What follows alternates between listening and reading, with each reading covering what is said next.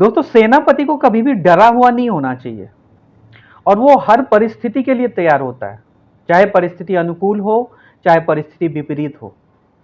हमारे जो महामानव हैं, हमारे जो प्रधानमंत्री जी हैं, जब कोई विपरीत परिस्थिति होती है तो पीछे हट जाते हैं और जब कोई अनुकूल परिस्थिति होती है तो बिल्कुल सामने आते हैं। पूरी ऐसा लगता है जैसे पूरी दुनिया का क्रेडिट वो लेकर के ही जाएंगे। ऐसा ही कुछ रिसेंटली हाल में जो जीएसटी को लेकर के हुआ है, मैं आपको ऐसे बताना चाहूँगा कि जब मोदी जी ने देश को संबोधित किया था ये बात बताने के लिए कि जीएसटी की नई दरें जो है वो घटाई गई है और लागू होने वाली है।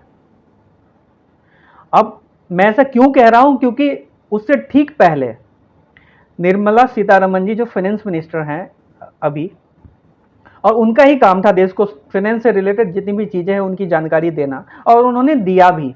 उन्होंने सारी बात बताई देश को कि किस तरह से जीएसटी की दरें घटाई गई है और वो कौन कौन से सामान हैं, वो कौन कौन सी जरूरी चीजें हैं जिनकी कीमतें घटी हैं या घटेंगी, या और कौन कौन सी ऐसी चीजें हैं जिनकी कीमतें बढ़ी हैं या बढ़ने वाली हैं। बावजूद इसके, क्योंकि अगर ऐसा ही होता, बात यहीं पर अटक जाती, तो हमारे महामानव जी जो हैं वो क्रेडिट नहीं ले पाते। तो ये जो जीएसटी की दरें घटी हैं और इनकी जितनी सारी मलाई है वो खाने के लिए उन्होंने राष्ट्र को संबोधित किया। 22 सितंबर को सूर्योदय के साथ ही नेक्स्ट जनरेशन जीएसटी रिफॉर्म्स लागू हो जाएंगे। एक तरह से कल से देश में जीएसटी बचत उत्सव शुरू होने जा रहा है।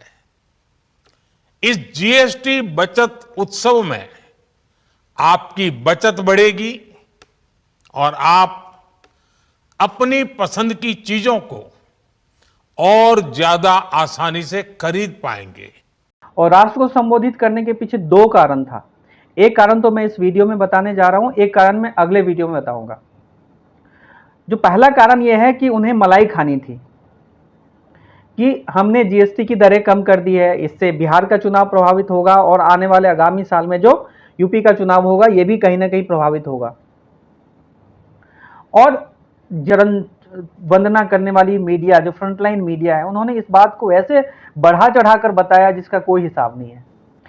किसी ने ये नहीं पूछा कि ये जो जीएसटी आपने घटाई है तो क्या जब बढ़ी थी तो किसी दूसरी सरकार ने बढ़ाई थी, क्या ट्रंप ने बढ़ाया था या पाकिस्तान ने बढ़ाया था, किस सरकार ने बढ़ाई थी?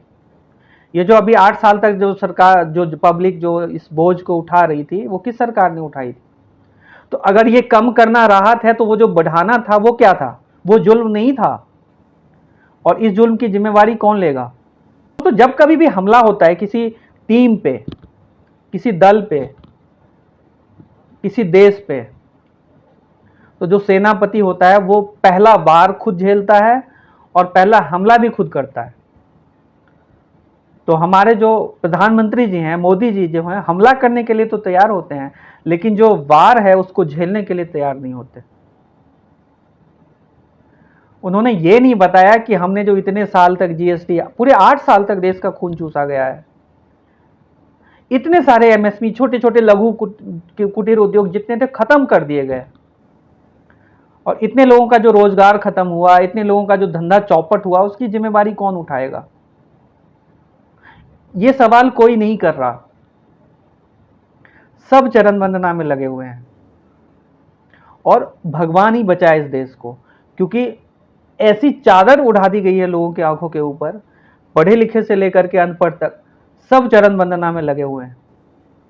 दोस्तों, मकसद कदापि ये नहीं है कि मैं अपनी सरकार की, जो है हमारे सरकार की, आलोचना करूं, लेकिन बात अगर आलोचना की है तो सराहना कैसे की जा सकती है, इसमें कोई दो राय नहीं कि जो घटी हुई जीएसटी की दरें हैं इससे आम पब्लिक को राहत मिलेगी। लेकिन उसका क्या, जो अभी तक आम पब्लिक का खून चूसा जा रहा था, उसका जिम्मेवार कौन है? अगर राहत पहुंचाने के लिए जिम्मेवार मोदी जी हैं, तो वो जो बढ़ी हुई दरें थी, तो दर्द पहुंचाने का जिम्मेवार कौन है? ये बात क्यों नहीं बताई जा रही है लोगों को? इस बात को भी तो बताना चाहिए और उसी हर्षोल्लास के साथ बताना चाहिए। जैसे जैसे जहां जहां हर जगह पोस्टर लग रहे हैं, जितनी भी कंपनीज हैं उनकी वेबसाइट पे ये सब चीजें हैं, तो उस समय क्यों नहीं थी?